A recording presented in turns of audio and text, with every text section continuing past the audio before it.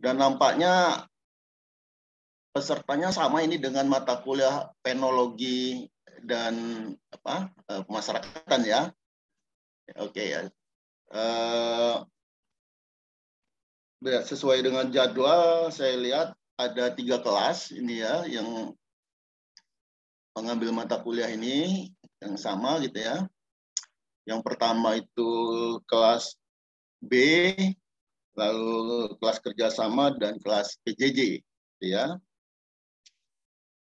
Di kelas B ini saya lihat Ariansah, ada Ariansah.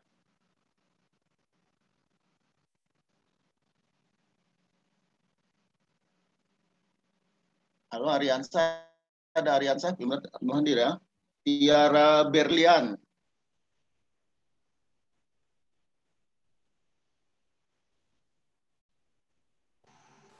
Hadir, Pak. Ada Tiara Berlian. Ya. Patar Daniel Panggabean. Hadir, Pak. Ya, oke. Patar ada. RD Akmal. Hadir, Pak. Hadir, Pak. Ada. Hadir, Pak. Ya. Denny Febriansah. Ada Denny? Hadir ya. Aristian Akbar. Hadir, Pak. Ya, ya. Maurid Marganda Ricardo. Ada Maurid? Nggak hadir ya.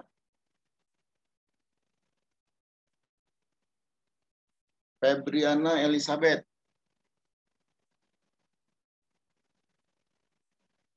Nggak hadir.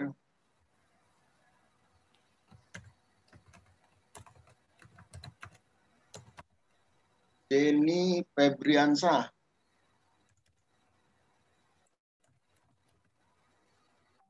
Ya. Farid Apriyadi Ma'ruf. Pak. Hadir.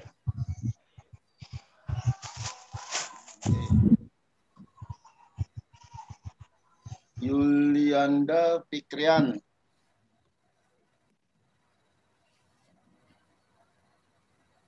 Ada Yulianda Fikrian. Astarin Umu Haida.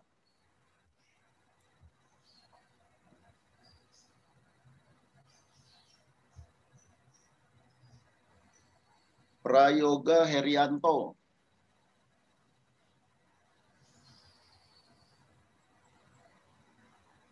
Ayu Permatasari. Ada Ayu Permatasari?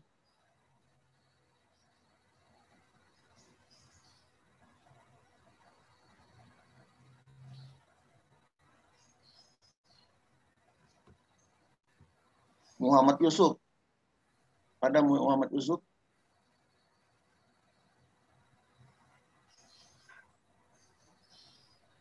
Oke ya.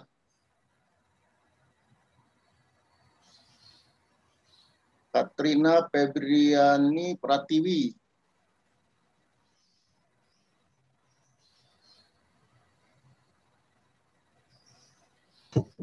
Izin Prof, baru diarahkan Prof. Bagaimana? Maurits Prof, baru diarahkan ke breakout room Prof. Oh, belum masuk ya. Elpa.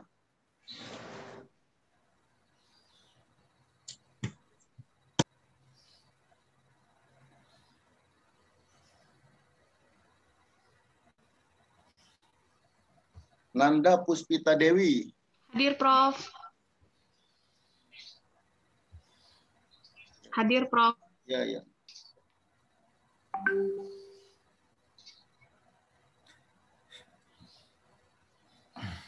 Ada yang belum dipanggil? Saya Pak, Murdian Pak belum. Saya Pak, Agung Pak. Belum Pak. Satu-satu. Nah, saya lihat di Siakadu, ya di daftar peserta mata kuliah di Siakadu, ini hanya ini nama-nama yang ada. Jadi coba nanti menghubungi bagian akademik, ya Mas Rohim ya, tanya kenapa belum ada namanya di Siakadu, ya, yang belum masuk di sini. Ya, Pak. Ya, mungkin belum divalidasi atau gimana ya, karena sistem Siakat ini kalau tidak divalidasi namanya nggak keluar. Ini nama-nama yang saya ambil dari peserta di kelas yang masuk di mata kuliah yang saya asuh, gitu ya. Saudara, sama seperti yang sudah-sudah, gitu ya, kuliah ini diasuh oleh saya sendiri, Maroni ya, dan Bapak Dr. Henny Siswanto. Ya, Bapak Dr. Henny Siswanto. Saya lihat di jadwal tadi, di jam pertama beliau yang ngasih hukum pidana administrasi kalau tidak salah, ya. Nah, kami sudah sepakat, gitu ya, yang memberi materi dari awal minggu pertama sampai ke minggu ke-8, gitu ya, sampai acara mid semester, ujian mid semester, itu saya, nanti dilanjutkan oleh Dr. Henny Siswanto, ya, sampai akhirnya kita bagi 8 kali, gitu ya. Nah, saudara, karena kuliah secara virtual online ini daftar hadirnya di kelas, ya, oleh karena saya minta saudara dalam setiap perkuliahan itu ngisi daftar hadirnya di kelas masing-masing, ya, di kelas masing-masing. Oleh karenanya bagi saudara yang belum masuk di daftar nama di kelasnya, ya, di Siakadunya, mohon segera diurus di bagian akademik. Ya, jadi Anda absennya di masing-masing kelas. Ya. Nama Anda sudah ada di masing-masing kelas. Ya. Baik kelas B, kelas kerjasama, dan kelas PJJ. Nah, saudara,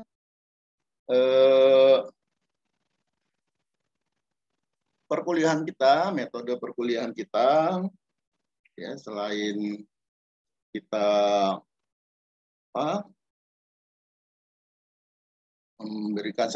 menyampaikan materi, gitu ya, dan lebih banyak kita berdiskusi, gitu ya, berdiskusi untuk lebih memahami berkaitan dengan kriminologi kontemporer ini, ya, kriminologi kontemporer. Dan saya pikir pengetahuan Anda tentang kriminologi itu sudah banyak, ya, karena ketika Anda kuliah di S1 pun Anda sudah mendapatkan materi tentang kriminologi ini. Hanya saja dalam mata kuliah ini pengembangan, gitu ya. Jadi pengetahuan dasar Anda tentang kriminologi itu masih tetap digunakan dalam mengkaji mata kuliah ini, dan kita akan memperdalam dikaitkan dengan bentuk-bentuk, ya, modus operandi dari kejahatan kekinian, ya, kejahatan kontemporer. Lalu nanti dari masing-masing Anda saya minta untuk aktif, ya, dalam kaitannya dengan tugas-tugas, ya, tugas-tugas. Jadi dalam proses belajar mengajar di S2 ini kita lebih kembangkan tugas-tugas, gitu ya, untuk lebih memperdalam kajian teoritis kita dikaitkan dengan hal-hal empirik yang ada di sekitar kita, ya, sekitar kita. Lalu saudara, karena dua mata kuliah ini beriringan gitu ya waktunya dan pesertanya sama, oleh karenanya saya punya rencana gitu ya. Dalam setiap minggunya itu kita langsung 2 kali pertemuan gitu ya, 2 kali pertemuan. Misalnya hari ini kita 2 pertemuan membicarakan kriminologi gitu ya. Lalu minggu depan kita bicara 2 kali pertemuan di penologi ya. Jadi nggak putus gitu ya, nggak putus. Dan karena kelihatannya mohon maaf saya jam 1 gitu ya, itu ada kelas, ada jam di S3 gitu ya. Dan kuliah kita nampaknya kita akan akhiri sebelum jam 1 gitu ya, mohon pengertiannya.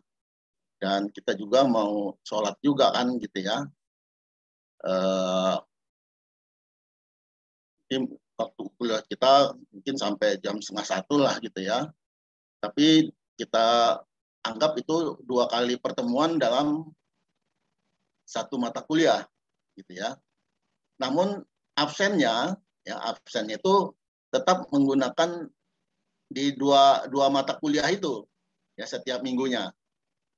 Bisa ngikutin maksud saya? Ya, jadi hari ini Anda tetap ngisi daftar hadirnya mata kuliah kriminologi dan mata kuliah penologi.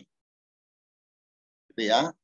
Namun materi yang kita bicarakan pada minggu ini hanya berkaitan dengan kriminologi.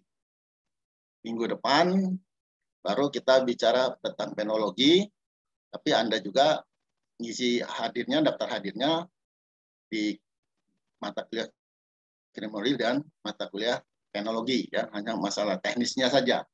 Bisa ngikutin itu? Ya, Prof. Ada keberatan atau pendapat? Pendapat, Prof. Ya, itu lebih efektif aja ya gitu ya. Pak, udah di S2 ini kan tidak mesti disuapin terus istilahnya gitu ya. Kita lebih banyak berdiskusi untuk mengembangkan pengetahuan kita. Dan saya pikir Anda semua sudah banyak mengetahui berkaitan dengan perkembangan kriminologi akhir-akhir ini ya, kriminologi akhir ini. Sebelum kita lanjutkan, ada yang ingin didiskusikan ya, berkaitan dengan rencana saya tadi.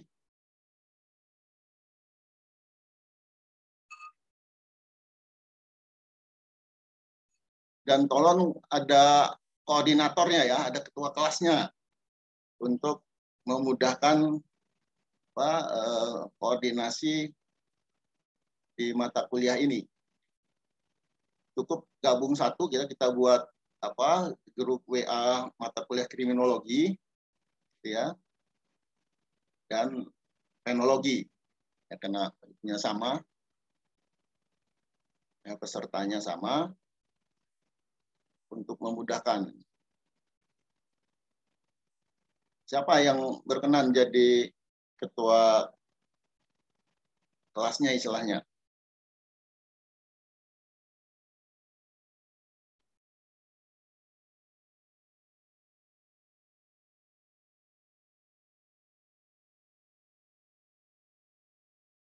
Ada yang berkenan?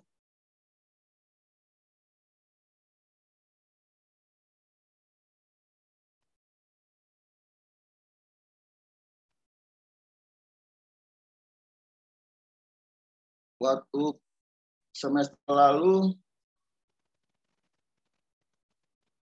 Nanda kalau nggak salah ya, Nanda Puspita Dewi ya. Iya, Pernah Prof. mengkoordinir ya? Halo? Ya, Prof.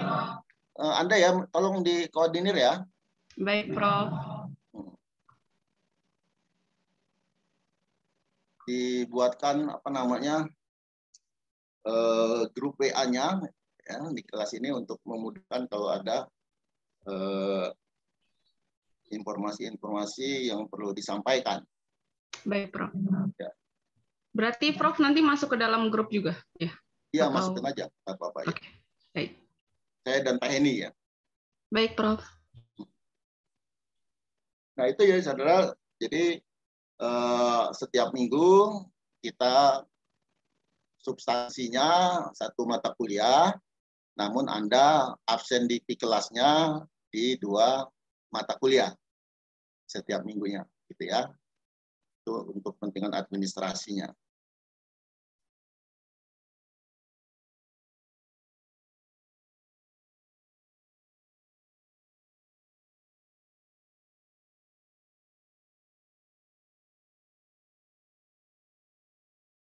Baik saudara, kalau tidak ada, maaf, salah.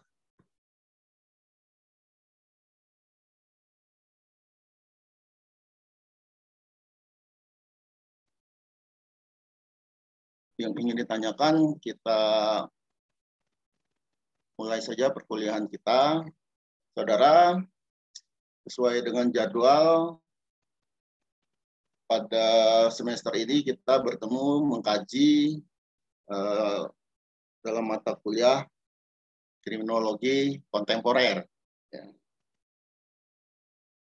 Inti dari kriminologi kontemporer ini kita membicarakan mengenai bentuk-bentuk kejahatan kekinian, ya, bentuk-bentuk kejahatan kekinian, dan nanti kita melihat bentuk-bentuk kejahatan kekinian ini dengan teori kriminologi kekinian, ya, kontemporer.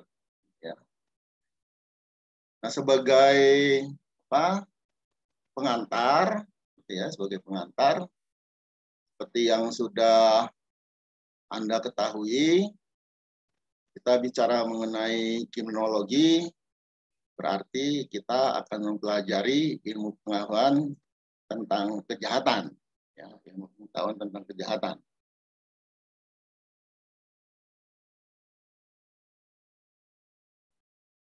Ilmu pengetahuan tentang kejahatan ini ya, tentunya tidak terlepas dari kajian-kajian teoritis, ya, kajian-kajian teoritis. Pada saat Anda mempelajari kriminologi di S1, ya, pada waktu itu Anda sudah banyak mempelajari, ya, mengenai teori-teori kriminologi konvensional, ya, baik itu yang berkaitan dengan faktor-faktor yang mempengaruhi kejahatan dari aspek biologis, ya, dari aspek lingkungan, dari aspek kemiskinan, ya, dan lain sebagainya. Dan dalam pengembangannya, ya, dalam pengembangannya kita akan mengkaji kejahatan-kejahatan ini dilihat dari perkembangan masyarakatnya, ya, seperti yang sudah kita ketahui, bicara mengenai kejahatan itu tidak terlepas perkembangannya mengikuti perkembangan kondisi sosial, budaya, dan sebagainya dari masyarakatnya. Ya, jadi perkembangan masyarakat itu akan menciptakan, gitu ya, akan mewujudkan bentuk-bentuk kejahatan baru. Ya, oleh karenanya paradigma, gitu ya, paradigma melihat kejahatan, ya, itu juga mengalami perkembangan, ya. Ketika Anda mempelajari kriminologi konvensional, gitu ya, bahwa kejahatan, gitu ya, itu independen, ya, terhadap masyarakatnya, ya, kondisi masyarakatnya. artinya penjahat gitu ya, melakukan kejahatan itu bebas dia ya, tidak terikat, tidak terpengaruhi ya oleh aspek-aspek yang ada di lingkungannya ya, ya paradigma pada kriminologi yang bersifat konvensional bahwa kejahatan itu bersifat independen, bebas ya, pelaku melakukan kejahatan itu bebas ya.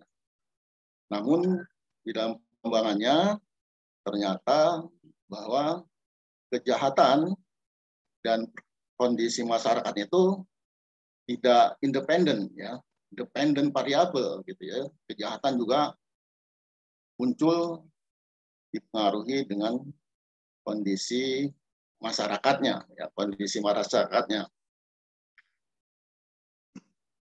Sehingga teori-teori kriminologi kontemporer ini itu selalu mengkaitkan ya, kondisi masyarakat, situasi masyarakat dengan kejahatannya ya, bentuk-bentuk kejahatannya ya. Kejahatan itu tidak bebas, tidak independen, dikaitkan dengan perkembangan masyarakatnya. Itu yang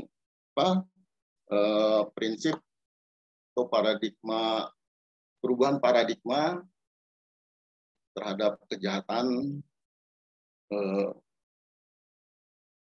dilihat dari kriminologi konvensional dan kriminologi kontemporer ya. Pada yang konvensional, pelaku kejahatan termasuk bentuk kejahatannya itu independen, dikaitkan dengan masyarakatnya ya, dengan kondisi masyarakatnya. Namun menurut paradigma kriminologi kontemporer,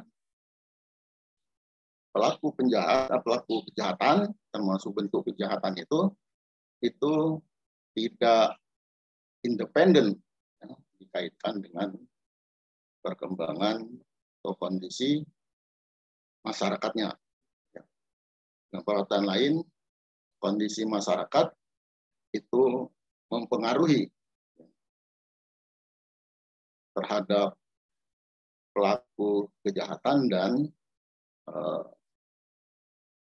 modus operandi dari suatu kejahatan. Ya, suatu kejahatan. Dan nanti kita akan melihat, gitu ya, dalam konteks kejahatan kekinian, ya, kajian-kajian kriminologi kontemporer ini, itu bukan hanya berkaitan dengan kejahatan-kejahatan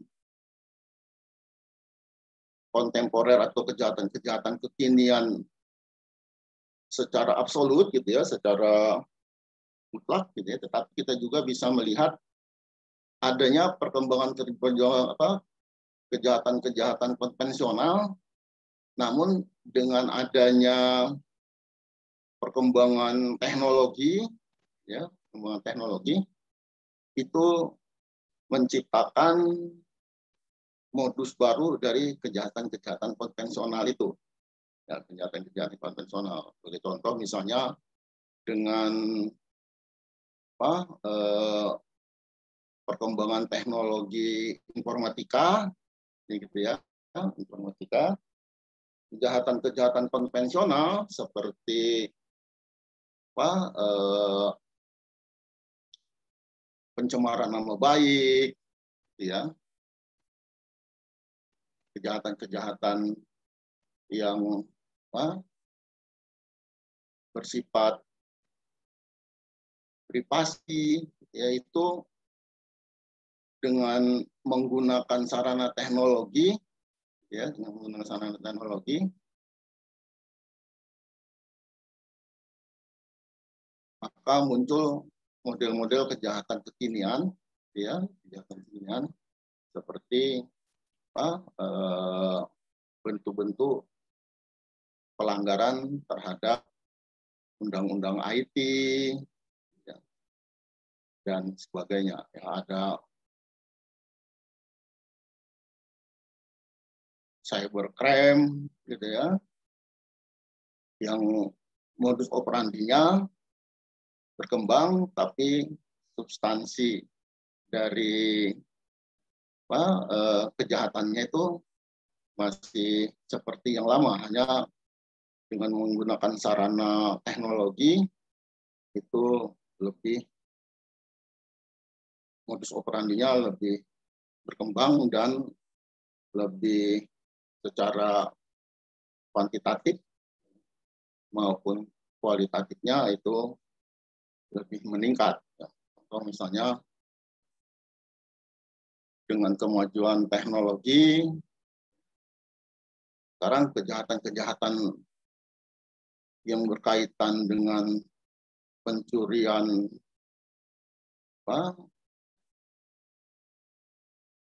dan penipuan, ya, itu baik kualitas maupun kuantitasnya semakin meningkat. Penipuan dengan menggunakan SMS, gitu ya, hampir setiap hari di HP kita, ya, ponsel kita itu menerima pesan-pesan, ya, yang pada prinsipnya isinya penipuan, ya, suruh kirim dana ke rekening apa yang kita nggak jelas gitu ya, dan sebagainya. Jadi kajian ilmu pengetahuan tentang kejahatannya ini semakin berkembang, ya. Lalu kalau kita lihat pengertian kejahatan secara yuridis, itu kejahatan yang sudah ada di dalam peraturan perundang-undangan, ya. Namun kalau dilihat dari aspek kriminologisnya, tidak semua kejahatan yang ada di dalam peraturan perundang-undang itu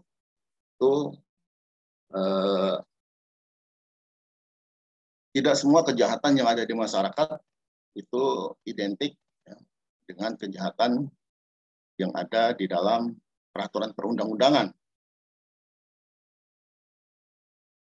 Pengertian kejahatan secara kriminologis itu setiap perbuatan yang bertentangan dengan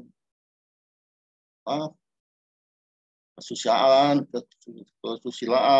moral, dan moralitas masyarakat. Itu semua perbuatan-perbuatan yang bertentangan dengan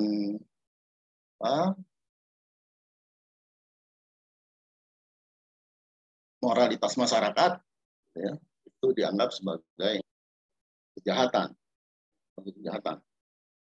Nah, atas dasar itulah, gitu ya, kalau kita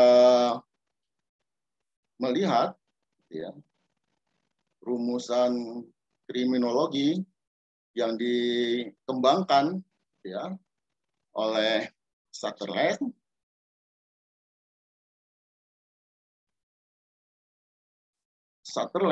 ya, dan Donald Tracy ini memberikan pengertian kriminologi itu sebagai suatu ilmu pengetahuan yang mempelajari kejahatan sebagai fenomena, ya, sebagai fenomena sosial. Jadi menurut Sutherland, dan ini merupakan awal pendobrakan, ya, dari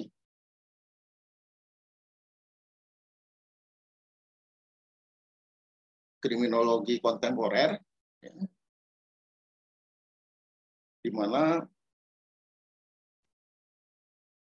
melihat kriminologi, melihat kejahatan, ya, melihat kejahatan itu sudah merupakan suatu fenomena sosial, ya, fenomena sosial. Jadi suatu kondisi sosial, ya, kondisi sosial yang berkaitan dengan kejahatan. Nah, atas dasar itulah maka kriminologi sebagai fenomena sosial itu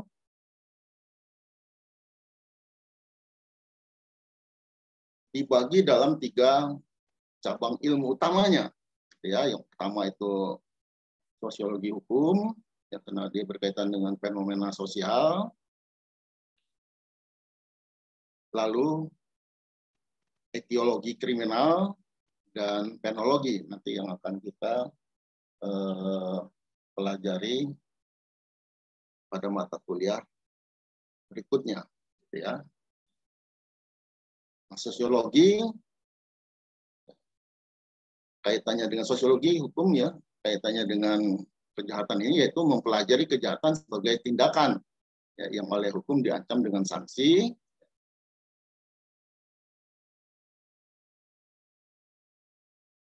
Sehingga yang menentukan sebuah tindakan itu sebagai kejahatan itu adalah aturan hukumnya.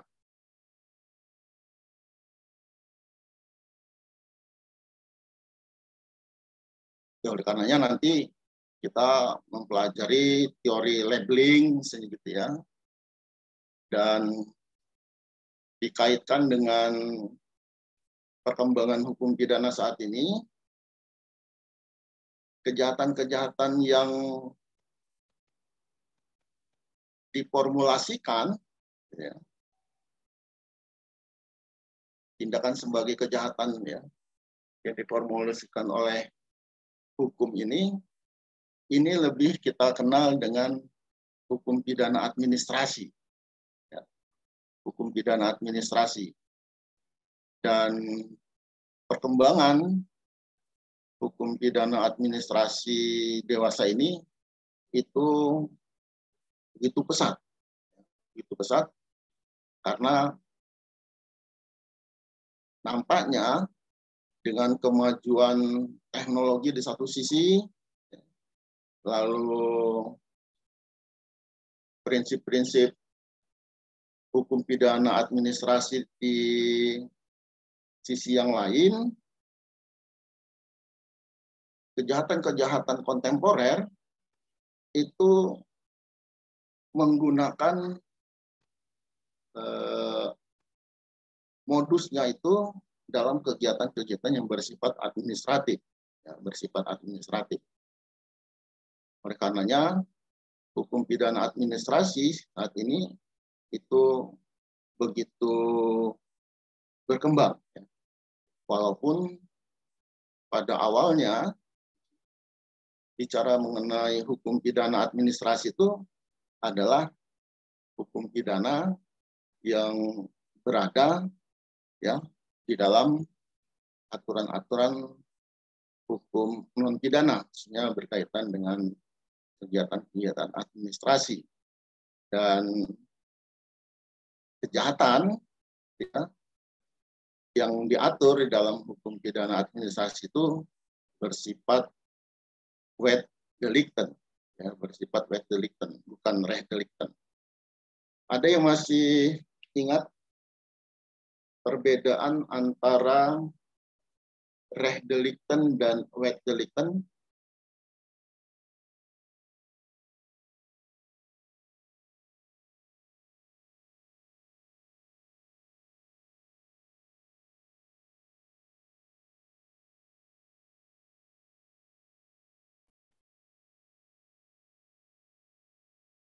Ada yang bisa menginformasikan? Izin Prof, Prof. Perbedaan antara reh delicten dan wet delicten? Kalau secara ringkas, Prof, kalau reh delicten tanpa ada undang-undang pun adalah bentuk kejahatan, sedangkan reh delicten menjadi kejahatan karena diatur oleh undang-undang, Prof. Gimana, ulang lagi? Kalau Rex Delicten tanpa ada undang-undang pun secara masyarakat sudah dipandang sebagai kejahatan, sedangkan kalau Rex Delicten hanya menjadi kejahatan karena sudah diatur oleh undang-undang. Ya, tapi Rex Delicten juga diatur di undang-undang, ya? Iya, tapi karena sifat kejahatannya memang secara sosial dipandang sebagai kejahatan, misalnya pembunuhan, Ya, kenapa baru dikatakan sebagai kejahatan?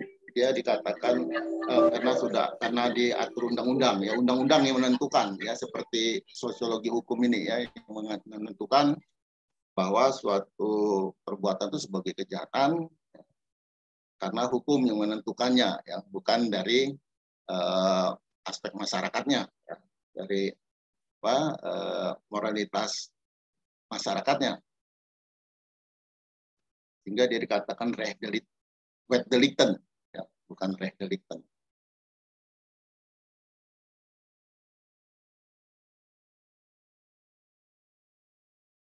Kan kalau waktu belajar hukum pidana dulu, gitu ya, kalau reh delicten itu kejahatan, ya.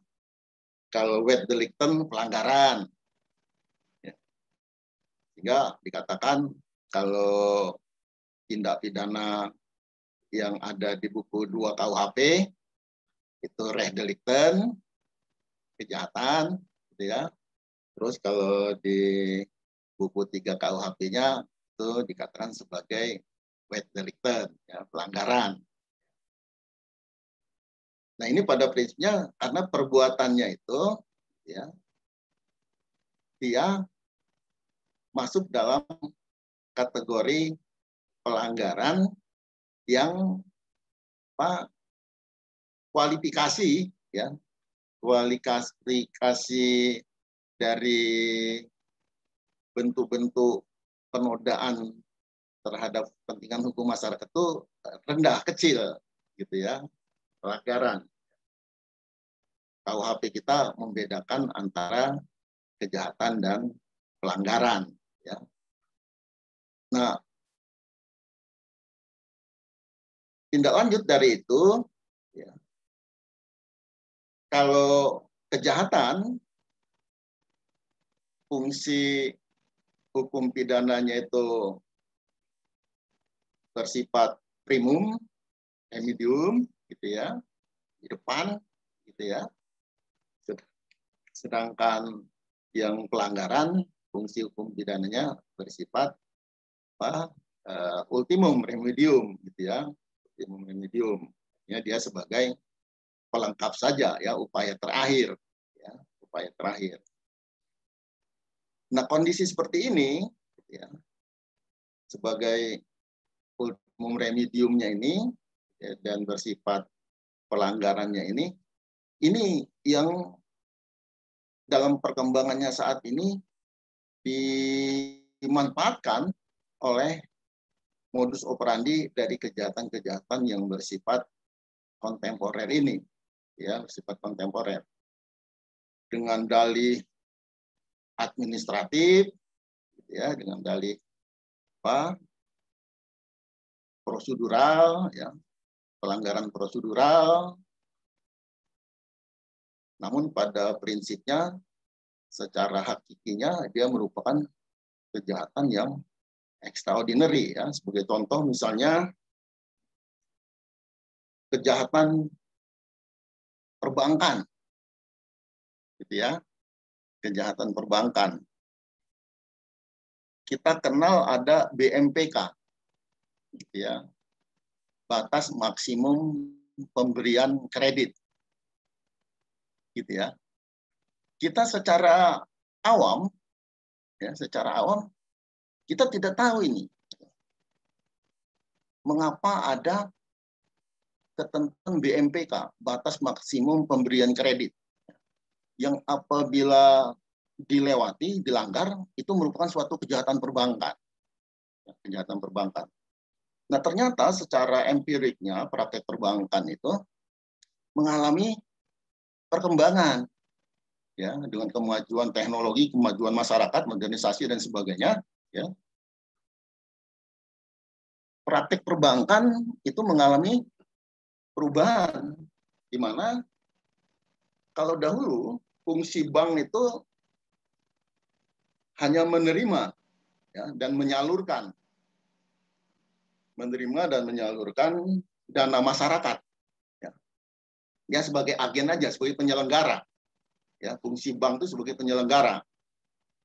dana masyarakat disimpan ke bank, lalu dana masyarakat yang disimpan ke bank ini disalurkan lagi ke masyarakat untuk perkembangan ekonomi masyarakat. Ya, jadi dia seperti fungsi celengan lah gitu ya. Kan kita lagi kecil dulu punya celengan gitu ya. Kalau ada uang lebih kita masukkan di celengan gitu ya, tabungan gitu ya. Terus nanti kalau butuh kita ambil lagi gitu ya. Kalau masyarakat butuh ambil lagi. Jadi dari masyarakat gitu ya, untuk masyarakat. Ya, bank hanya sebagai agen, sebagai penyelenggara aja ya, yang mengatur mengenai simpanan dan pinjaman. Ya, simpanan dan pinjaman. Namun ternyata dalam perkembangannya ya, fungsi bank yang bertindak sebagai pengelola ini mengalami perkembangan. Apa mengalami perkembangannya? Ya. Ternyata fungsi bank ini untuk menarik dana masyarakat, dan dana masyarakat itu yang akan digunakan oleh kepentingan pemilik bank. Nah, ini yang jadi problem. Ya. Kalau yang semulanya itu uang yang sudah masuk ke bank itu disalurkan ke masyarakat, ya. Kalau sekarang enggak, uang masyarakat yang masuk di bank itu akan digunakan oleh si pemilik bank, ya, untuk modal operasional dari usaha lain dia. Ya, jadi seorang konglomerat misalnya gitu ya, memiliki 10 perusahaan gitu ya. Kalau dahulu 10 perusahaannya ini untuk mendapatkan dana segarnya dia minjam ke lembaga perbankan, pinjam ke bank gitu ya. Namun karena proses pembentukan banknya ini terjangkau ya, oleh si konglomerat ini, maka konglomerat ini bikin bank, ya, bikin usaha, nambah usaha. Ya, dari 10 usaha, dia buat tambah 1 usaha, tapi dalam lingkup perbankan. Yang tujuannya, kalau dahulu itu bank itu untuk disalurkan ke masyarakat, ya, namun niat dia mendirikan bank ini untuk sebagai sumber dana segar masyarakat yang akan digunakan oleh usahanya sendiri. Ya, usahanya sendiri.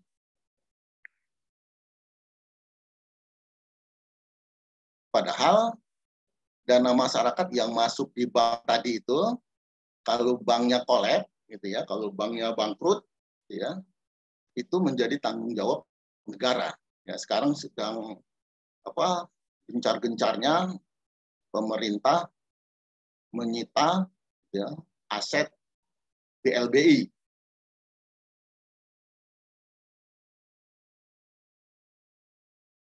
Yang jumlah aset dan jumlah pinjamannya itu tidak seimbang gitu ya, tidak seimbang.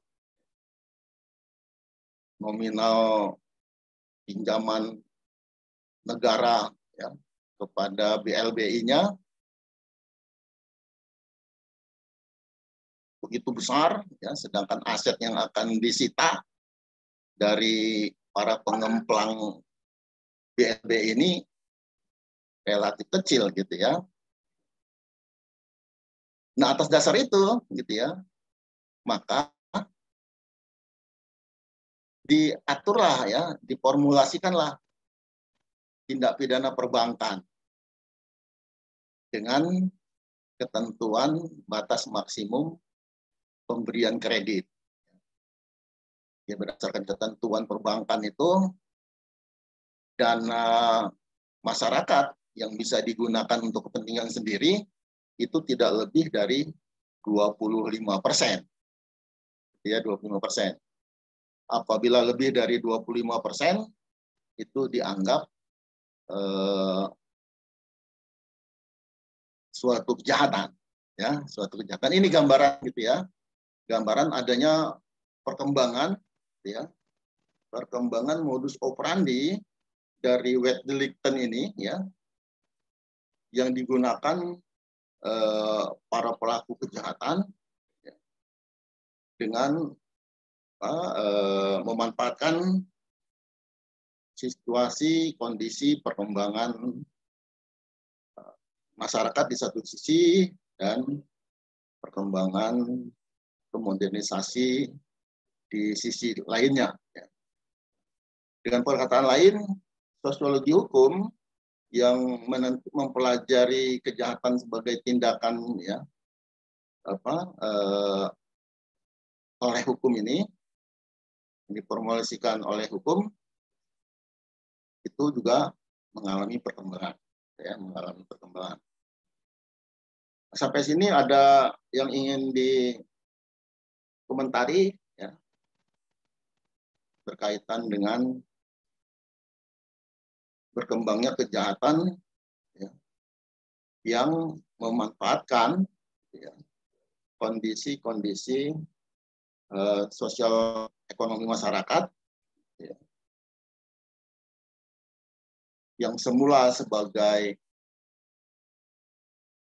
wet delicten ya, wet delicten itu menjadi reh delicten ya. Bentuk kejahatannya sudah menjadi bukan lagi pelanggaran dalam bidang administratif ya, tetapi sudah menjadi suatu kejahatan yang hakiki ya. Contoh lain misalnya sekarang sedang berkembang gitu ya,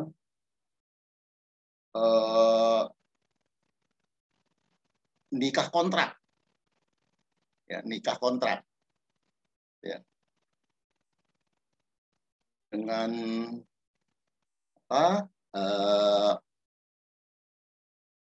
dibungkus menggunakan cara-cara agama, walaupun cara agamanya itu tidak dibenarkan ya. Itu jadi modus ya, jadi modus orang melakukan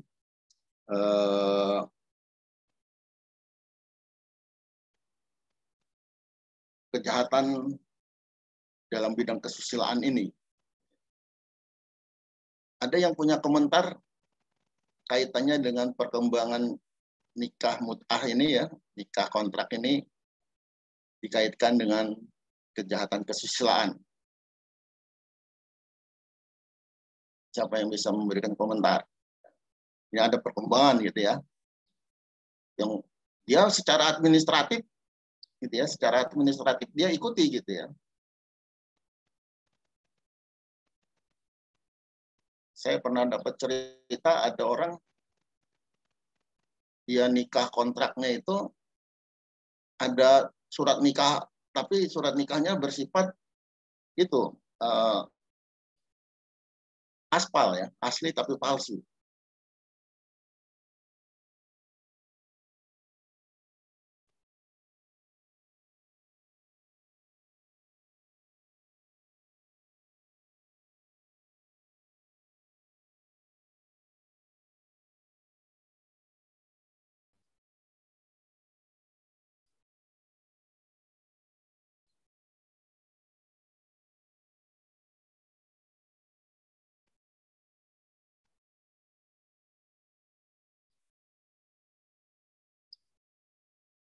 Aristian, coba asli Aristian Akbar, ada nggak? Iya, baik Pak, ada Pak Hadir. Hadir berkaitan, Pak. Ya, berkaitan dengan nikah mut'ah apa ya? Ya, bagaimana? Terkait nikah mut'ah apa ya? Iya, yang sekarang kan ada trennya gitu ya. Iya Pak, dihubungkan dengan wet delicten atau reh delicten tadi kan Pak? Iya. Sebenarnya tentang pernikahan mut'ah ini kita bisa merujuk di Undang-Undang Nomor 1 Tahun 74. Bagaimana tujuan perkawinan itu adalah kekal dan abadi, Pak.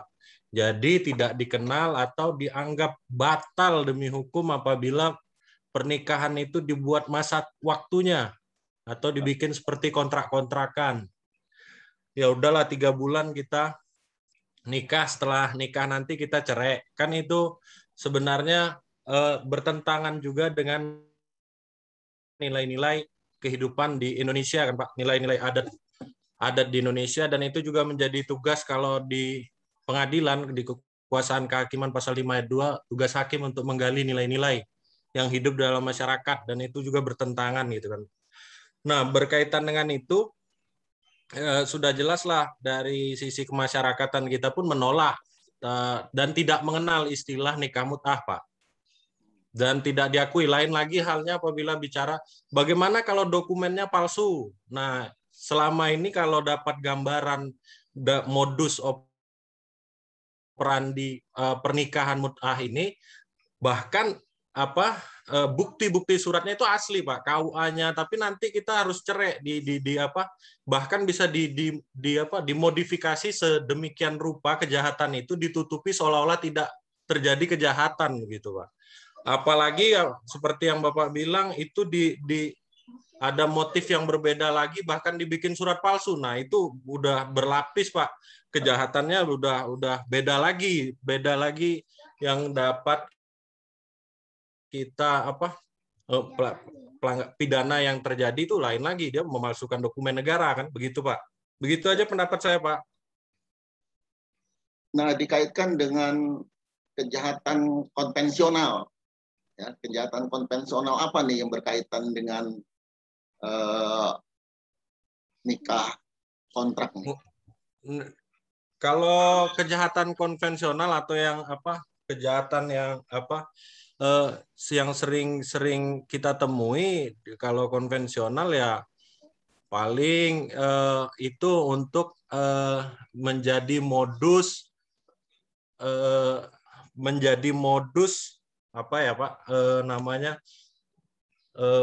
menjadi modus ya lokalisasi ya prostitusi ya begitu benar. Terima kasih Pak Patar atas pendapatnya. Silahkan ditambahkan Pak Patar. Pak Patar kebetulan satu wilayah sama kita Pak. Satu wilayah sama kita Pak, yurisdiksi. Satu wilayah hukum Pak. Gimana ya. itu? Gimana? Ya, saya di pengadilan, beliau di kejaksaan Pak. Apa di mana? Lampung Tengah? Iya, Lampung Tengah Pak. Ya, banyak tuh Lampung Tengah, banyak kasus tuh ya. Banyak Pak kasusnya. Sampai ya begitulah Pak. Ya, jadi dia berkaitan dengan modus operandi prostitusi ya, perkembangan prostitusi ya yang menggunakan kondisi kekinian ya, kondisi kekinian. Dan itu masuk dalam kajian kita gitu ya, kajian kriminologi kontemporer gitu ya. Jadi kriminologi kontemporer itu tidak semata-mata melihat kejahatan yang baru gitu ya, bentuk kejahatan yang baru gitu. Tetapi juga adanya peningkatan, perkembangan ya, modus operandi dari kejahatan yang konvensional dengan menggunakan dibantu adanya perkembangan modernisasi dan perkembangan teknologi ya, sehingga menjadi kejahatan-kejahatan kekinian yang jumlah baik kuantitas maupun kualitasnya itu berkembang. Ya. Dan nanti kita akan lihat dari kacamata teori-teori kriminologi kontemporer ini, ya, mengapa terjadi ya, modus operandi dari kejahatan-kejahatan baru ini, ya, baik yang murni baru, ya, maupun yang lama, ya, tetapi dengan bantuan sarana teknologi dia menjadi kejahatan kekinian yang banyak terjadi. Sama seperti sekarang sedang diwacanakan, ya, dibicarakan mengenai kejahatan narkotika. Ya, kejahatan narkotika itu menarik ya dengan kondisi kita saat ini gitu ya. Nampaknya akibat begitu lamanya kehidupan masyarakat dikaitkan dengan perkembangan ilegal narkotika ini, gitu ya. Sekarang ini begitu banyak para pecandu ya, korban dari kejahatan narkotika itu. Dan para korban dari kejahatan narkotika ini itu tidak bisa semata-mata dilihat ditanggulangi dengan hukum pidana, ya, dengan hukum pidana. Kalau pada awal-awal adanya kejahatan narkotika, barangkali dari kacamata kriminologi konvensional, upaya penanggulangannya itu lebih diarahkan kepada aspek penalnya, ya, aspek penalnya. Namun dengan kondisi saat sekarang ini, gitu ya, dengan begitu banyaknya jumlah korban penyalahgunaan narkotika ini, gitu ya, apakah sudah masih layak, gitu ya, dilihat dari kacamata kriminologi kontemporer, upaya penanggulangan dari tindak pidana narkotika ini semata-mata dilakukan secara hukum pidana, ya, secara penal. Ya. Bahkan banyak sekarang gagasan itu lebih mengutamakan yang bersifat non penal. Ya. Jadi para pengedar, gitu ya, para pengedar di masyarakat, mohon saudara yang bergerak sebagai aparat penegak hukum juga bisa mensiasati ini, ya, bisa melihat aspek ini, bahwa para pengedar narkotika itu di dalam masyarakat kita, ya, itu tidak sepenuhnya seperti yang diformulasikan sebagai pengedar di dalam Undang-Undang Narkotika. Undang-Undang Narkotika. Undang-Undang nomor 35 ya. 35 2009 ya. Hal ini banyak diketemukan. Gitu ya. Saya punya bimbingan S3 di Unsri, ya, ini sedang mengkaji mengenai rekonstruksi penanggulangan narkotika. Itu diketemukan hampir sebagian besar, gitu ya, sebagian besar, karena presentasinya belum dituan, sebagian besar para pengedar itu sebenarnya pecandu dia, ya, dan itu mereka yang dijatuhkan pidana penjara, ya. Yang notabene-nya sekarang yang memenuhi hampir 75% lembaga pemasyarakatan menurut informasinya, gitu ya. Lebih dari 75% penghuni lembaga pemasyarakatan itu adalah para pengedar narkotika ini. Yang pengedarnya istilahnya pengedar kecil-kecilan, gitu ya. Dia melakukan pengedaran itu, penjualan itu karena untuk memenuhi kebutuhan dia sendiri, gitu ya. Jadi dia orangnya tidak punya, tetapi sudah menjadi korban penggunaan narkotika. Ya, kalau tidak menggunakan narkotika dia sakit dan sebagainya, gitu ya. Maka untuk mendapatkan kebutuhan narkotikanya itu dia ngeteng istilahnya, gitu ya. Beli 1 dibuat 10 supaya ada kelebihannya, gitu ya, ada kelebihannya. Nah ini ya, maksud saya secara kriminologis coba dilihat, gitu ya, bahwa dengan faktor penyebab, kan kriminologi itu mempelajari sebab-sebab kejahatan, ya, dan bagaimana upaya penanggulangannya. Itu kan ya, ilmu kriminologi kan seperti itu, ya. Dengan sebab kondisi seperti sekarang ini yang berbeda dengan sebab sebelumnya, gitu ya, sebab sebelumnya. Lalu apakah adanya perubahan sebab ini masih layak menggunakan upaya penanggulangan yang sama dengan sebab yang berbeda, gitu ya, sebab yang berbeda. Dia dikatakan sebagai pengedar, padahal dia pengedarnya itu pengedar untuk kepentingan dia sendiri sebenarnya.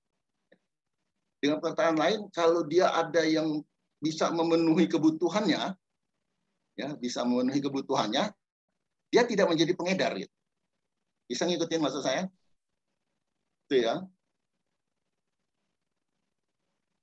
Namun hukum, ya penegakan hukum saat ini masih melihat sepanjang dia punya menguasai narkotikanya melebihi dari ketentuan yang ditentukan oleh Mahkamah Agung itu, gitu ya, dia dianggap sebagai pengedar.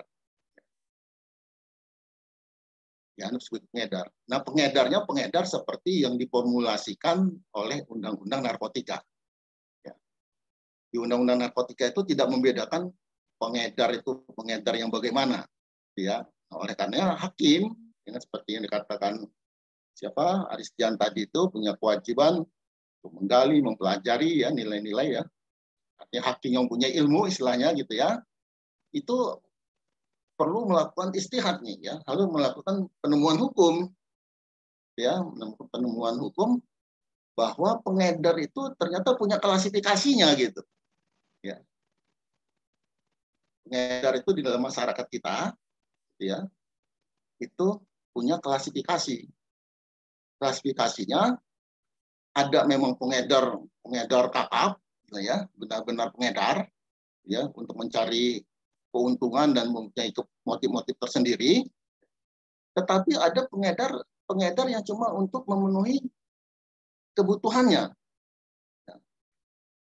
Yang ngeteng tadi itu.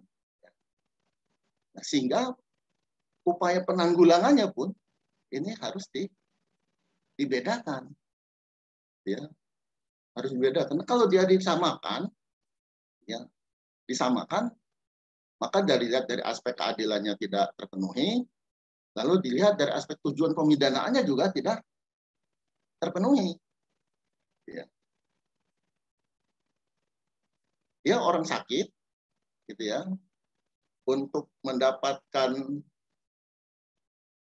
makanan supaya dia nggak sakit, ya, dengan mengkonsumsi narkobanya tadi itu, gitu ya, dia berusaha mandiri, ya, berusaha mandiri untuk memenuhi kebutuhannya dengan cara dia mengeteng itu, gitu ya. Tapi di sisi lain, menurut hukum perbuatannya itu salah. Perbuatannya itu salah. Tidak ada upaya lain untuk menanggulanginya itu. Nah, aparat penegak hukum dilihat dari kacamata hukum progresif itu, ya, bahwa hukum itu untuk kesejahteraan manusia, gitu ya, kesejahteraan manusia, dituntut, ya, dituntut implementasi dari amanat, ya, amanah pasal 5 Undang-Undang Kekuasaan Kehakiman nih kepada aparat penegak hukum. Menurut saya pasal 5 Undang-Undang Kekuasaan Kehakiman itu bukan hanya adresatnya ditujukan kepada hakim semata, ya, itu menurut saya kepada aparat penegak hukum itu, ya, karena Undang-Undang Kekuasaan Kehakiman itu umbrella weight, gitu ya, undang-undang payung dari penyelenggaraan peradilan di Indonesia, ya, jadi bukan objeknya itu sasarannya bukan hanya hakim, ya, polisian, kejaksaan, ya, lembaga koreksional itu juga harus beristihad, gitu ya, harus melakukan penemuan-penemuan, terobosan-terobosan dalam mengimplementasikan ketentuan hukum yang ada. Sehingga endingnya diharapkan nanti tidak semuanya pengedar narkotika, khususnya pengedar yang saya maksudkan tadi itu, ya, dia ditanggulangi dengan hukum pidana, dengan dimasukkan di lembaga pemasyarakatan yang akhirnya selain over kapasitas di lembaga pemasyarakatan, di sisi dilihat dari individualnya tujuan pemidananya nggak terpenuhi, tidak terwujud, gitu ya. Karena yang bersangkutan double punishment, ya, double hukuman, gitu ya. Selain dia hilang kemerdekaan, gitu ya, aspek kesehatannya, gitu, itu tidak terlindungi. Ada komentar tentang ini? Jadi kejahatan kontemporer itu ya, tidak selamanya ya berbentuk baru gitu ya.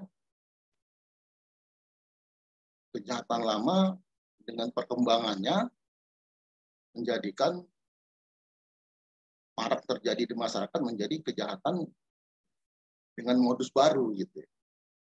Lihatnya kejahatan kontemporer ini kejahatan yang modusnya yang baru gitu ya. Modusnya jadi bukan jenisnya semata gitu. Silakan ada yang ingin didiskusikan, yang ingin memberikan komentar. Terutama barangkali pengalaman-pengalaman ya. Karena kita perlu mengeksplor gitu ya. Kondisi real di masyarakat dengan aspek-aspek teoritis yang ada yang menjadi objek kajian kita. Karena tidak selamanya law in book itu the same law in action-nya gitu ya, tidak selamanya. Dan bahkan ada kecenderungan dengan perkembangan-perkembangan yang saya katakan tadi itu aspek empiriknya itu jauh berbeda dengan aspek yang teoritik ya, sehingga memerlukan adanya penyesuaian. Ya, tidak heran kalau terjadi kejahatan-kejahatan baru di dalam lembaga pemasyarakatan, ya, yang dahulu tidak dikenal adanya pabrik narkotika di dalam lembaga, misalnya gitu ya, karena permintaannya banyak, ya, yang butuhnya banyak, barangnya nggak ada, ya, akhirnya diproduksi, ya, di dalam, ya, bentuk kejahatan baru lagi, gitu ya. Karena ada miss, gitu ya, miss penegakan hukumnya, gitu ya. Nah sekarang sedang diwacanakan ya, untuk melakukan rekonstruksi ya, terhadap penanggulangan kejahatan-kejahatan narkotika, dan tidak menutup kemungkinan pada kejahatan-kejahatan lainnya, kejahatan-kejahatan lainnya yang tidak lagi semata-mata harus ditanggulangi dengan penal policy, ya, kebijakan hukum pidana. Ini harus ada hybrid ya, jadi penggabungan gitu ya, penggabungan antara non penal dan yang penal. Ya. Nah begitu juga misalnya dilihat dari aspek etiologi kriminal ya, sebab-sebab yang mencari sebab musabab dari kejahatan.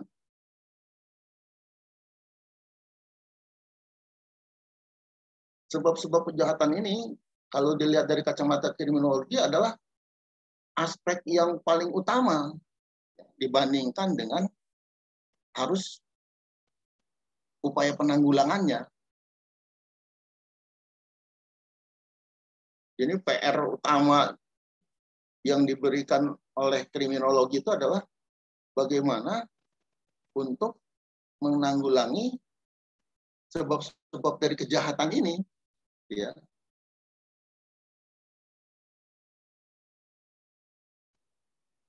Dan kalau mau menggunakan penal, hukum pidana, ya, aspek penologinya juga harus diperhatikan. Ya, jadi etiologinya itu mengenai sebabnya, penologi itu mengenai bentuk sanksi yang akan diberikan, gitu ya. Nah, bentuk sanksi yang akan diberikan ini itu bukan sebatas sanksi kasus faktual. Jadi bukan hanya sanksi yang akan diberikan oleh hakim kepada pelaku kejahatan semata nih, ya. Termasuk adalah formulasi bentuk sanksi di dalam peraturan perundang-undangan pidana, gitu ya, peraturan perundang-undangan pidana. Secara teoritis, ya, secara hukum pidana, kebijakan suatu kejahatan, kebijakan penggunaan hukum pidana dalam menanggulangi suatu kejahatan itu harus memperhatikan 3 aspek, ya. 3 aspek, 3 bentuk kebijakan. Yang pertama itu kebijakan mengenai perbuatan-perbuatan apa, ya, yang akan dijadikan tindak pidana dan siapa pelakunya. Yang kedua, kebijakan mengenai sanksi. Ya. Sanksi apa yang sesuai dengan perbuatan yang dikriminalisasikan itu. Ya, dengan perkataan lain, mengapa kalau orang melakukan pencurian, gitu ya, contohnya pasal 362, ya, Anda semua, terutama yang kelas kerjasama ini ya, itu mengetahui, gitu ya, kenapa orang melakukan pencurian pasal 362 itu hanya diancam dengan pidana penjara 5 tahun. Ya, kalau nggak salah gitu ya. Kan hanya ancamannya 5 tahun ya, tidak ada denda kan? Nggak ada, Tidak Pak. ada, Benar, Pak. iya, Ya, tidak ada primum. apanya kan? Ya, kenapa dia harus hanya penjara gitu? Padahal orang melakukan pencurian itu secara empirik sekarang ada yang melakukan pencurian karena lapar gitu. Karena lapar. Karena anak istrinya, keluarganya nggak makan gitu. Upaya yang sudah dilakukan mantok, nggak ada gitu. Sehingga muncul prinsip daripada mati besok lebih baik daripada mati sehari ini gitu, lebih baik mati besok istilahnya gitu ya. Keterpaksaan gitu ya. Melakukan kejahatan pencuriannya keterpaksaan. Tapi untuk menanggulanginya pasal 362 hanya penjara gitu. Nah, ini kan perlu mendapat itu gitu ya. Mendapat kritikan gitu ya, harus mendapat pembahasan di kalangan akademisi kita gitu ya. Makanya ini saya maksudkan tadi ya, bicara mengenai penalnya itu gitu, itu tidak hanya semata-mata dikaitkan dengan penanggulangan kejahatannya, tetapi juga harus dikaitkan dengan tujuan pemidanaannya gitu ya, tujuan pemidanaannya. Kita bisa bayangkan gitu, seorang kepala keluarga ya, dengan kondisi keluarganya yang sudah sekian hari tidak makan, misalnya gitu ya, lalu dia nekat dengan prinsip daripada mati hari ini lebih baik mati besok, misalnya gitu ya, dia melakukan pencurian. Sebabnya sudah jelas, tapi dia ditanggulangi dengan masuk penjara 5 tahun. Bagaimana pengorbanan yang akan terjadi gitu ya, di pihak keluarganya yang pasti gitu ya. Kalau yang bersangkutan barangkali di dalam penjara dia makan gratis gitu ya, menurut pipa-nya Kementerian Kumham itu ada yang tahu berapa biaya satu orang napi, biaya makan satu orang napi, Pak Hakim nih, hakim-hakim nih. 35, Pak. 35 apa? 5.000, Pak, per hari kalau nggak salah ini, Pak. 35.000. Iya, 35.000.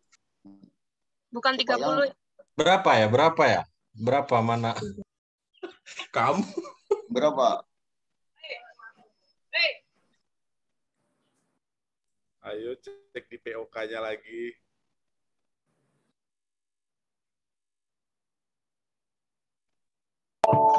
sebagai pengawas bidang. Ya, berdasarkan penelitian saya kemarin 20.000. Nggak tahu kalau udah naik lagi gitu ya. 15.000 kita Pak. ambil saja paling rendah 20.000 misalnya gitu ya. 20.000 misalnya. Kali 30 hari 600.000 kan. Bantuan BLT untuk masyarakat miskin itu satu keluarga 350.000. Kan nggak imbang gitu ya. Untuk membantu keluarga miskin yang kondisi ekonominya rendah gitu, subsidi negara hanya 350.000. Sedangkan untuk para pelaku kejahatan yang di penjara itu menggunakan dana negara 600.000. 600.000. Nah, oleh karenanya gitu ya, itu sistem pidana kita, ya, jenis-jenis pidana kita sudah tidak relevan lagi gitu ya, hanya 4 macam itu gitu ya. Dari 4 macam itu yang paling mudah kan penjaranya itu gitu ya. Padahal penjara itu maju kena mundur kena gitu ya. Saya pernah nulis negara dengan kebijakan hukum pidana penanggulangan korupsi sekarang ini gitu ya. Itu negara sudah jatuh ketimpa tangga lagi.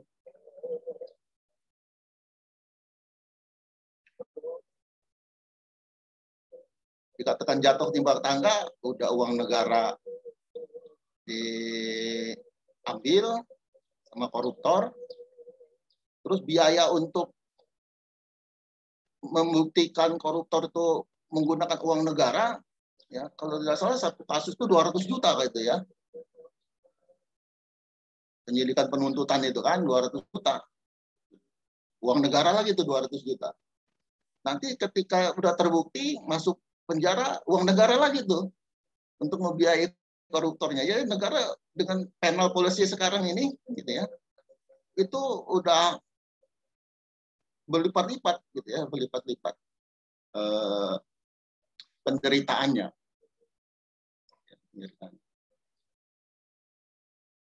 Nah, jadi aspek sosiologi hukum, etiologi kriminal dan penologinya ya dalam mengkaji kriminologi kontemporer ini itu perlu dieksplor gitu ya, dan endingnya diharapkan saudara para mahasiswa S2 hukum Unila nanti menjadi magister ya, para magister hukum, terserah apa profesinya gitu ya, itu bisa mengaplikasikan ilmu-ilmu yang Anda peroleh ini di dalam kegiatan sehari-harinya ya, sehari-harinya. Jadi sudah tidak lagi menggunakan cara pandang dulunya seperti ini gitu. Nah, dulunya seperti ini. Berdasarkan penelitian saya, masih banyak penegakan hukum itu masih menggunakan karena dulunya seperti ini, saya mengikuti gitu. Ya, harus berani melakukan terobosan-terobosan. Terobosan-terobosan sepanjang itu ada background akademiknya, ada ilmunya, saya pikir itu yang diharapkan.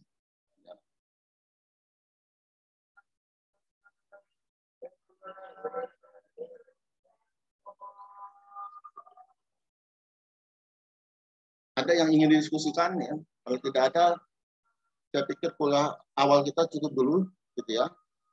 Karena sudah azan. Terima kasih atas perhatian Anda. Saya akhiri. Assalamualaikum warahmatullahi wabarakatuh. Waalaikumsalam. Terima kasih, Prof. Prof. Terima kasih, Prof. Terima kasih, Pak. Terima kasih.